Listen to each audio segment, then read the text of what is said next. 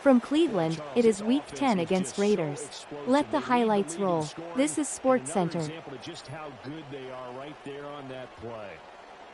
Welcome to the Cleveland Browns recap, where the undefeated Browns continue to show why they right-end the team to beat in the AFC North and across the league.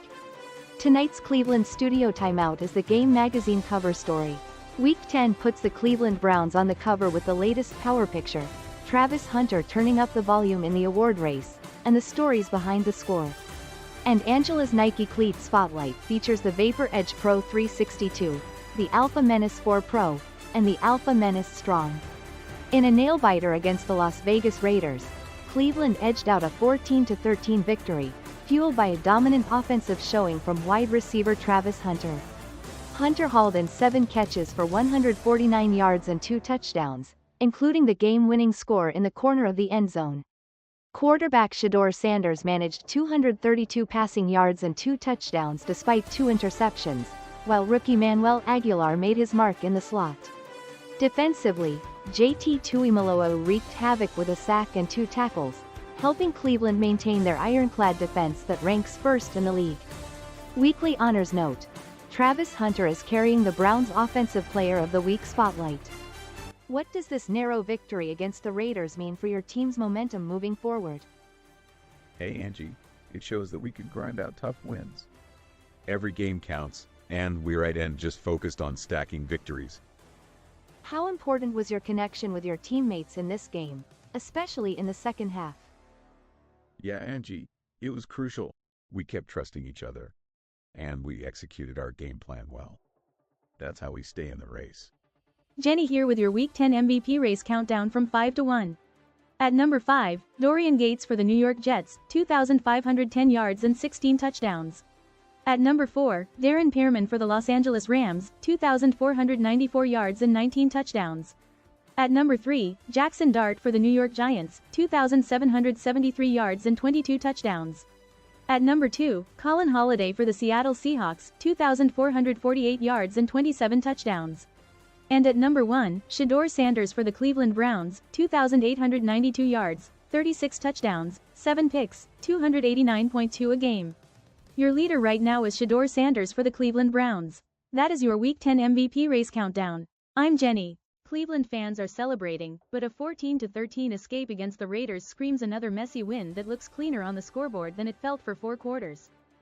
This wasn't luck, this was Travis Hunter absolutely taking over with 7 catches, 149 yards and 2 touchdowns, and that kind of star power is exactly why the Browns closed it out. If one guy has to drop 149 and both touchdowns just to survive by a single point, that's not control, that's hanging on for dear life like we saw back in Week 6. You call it hanging on, I call it a team that knows its identity. Lean on Hunter, let JT Tuimoloau add pressure with that sack, and keep stacking gritty wins in November football. Coach, take us inside one decision that changed this game, especially the halftime counterpunch part of it. We changed the picture before the snap and made the defense declare its leverage. That gave our players a cleaner answer and turned one possession into points. In this regular season stretch, how does the rookie, practice squad, or rotational role decisions affect next week's plan? It changes who gets the first look in practice and where we spend our teaching time. The adjustment has to show up by the first series, not in a speech afterward. On the injury front, Cleveland had a tense moment with a sideline evaluation during the game, but no official status was given at showtime. Meanwhile, linebacker Jeremiah Peel is expected to miss at least 1 week, with offensive tackle Cliff Kershaw sidelined for 6 weeks. The Browns also made roster moves, extending both Kershaw and defensive standout JT Tuimoloau, while releasing linebacker Terrence Moss and guard Andrew Cordova.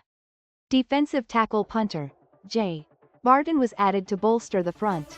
Coming up next, stay locked in for the RAPOPORT report. Angela says if you want the insider show on contract movement, injury timelines, and Buccaneers pressure points, this is the one to watch. Marcus Reed here on Contract Line, Leverage Ladder. Tonight's board starts with Gavin McFerrin, Tyler Hernandez, and Daryl Swain. Gavin McFerrin tops the leverage ladder at 81 out of 100, with 1 year left and an overall rating of 89. Gavin McFerrin, what is the message you want Cleveland to hear while your contract remains on the board? Marcus, as a left guard, I know nothing is promised. I am trying to make the next conversation feel obvious. Cleveland remains perfect at 10-0, firmly atop the AFC North, with the Ravens and Bengals both sitting at 4-6. The Browns' dominance is clear as they hold the number 1 seed and lead the division by 6 games with just 6 weeks left in the regular season. Highlight reels were filled with Travis Hunter's explosive plays, including 2 touchdown receptions that electrified the crowd.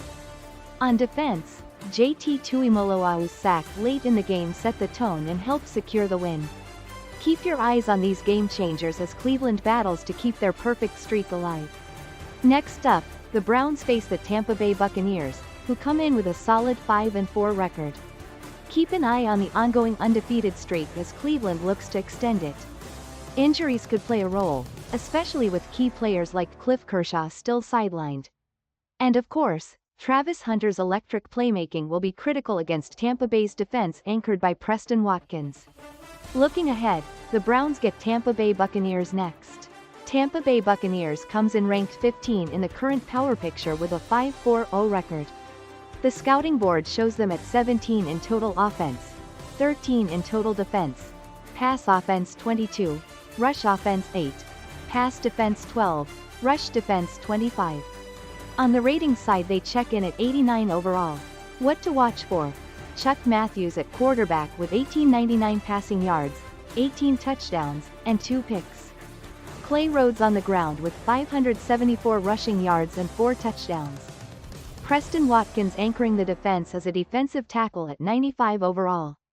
That is the assignment heading into kickoff, and those are the names Cleveland has to answer. Cleveland takes the win, and Marcus had the facts to back it up. Jenny can call it ugly, but I'll take a Browns road victory every time. Let's see the Browns.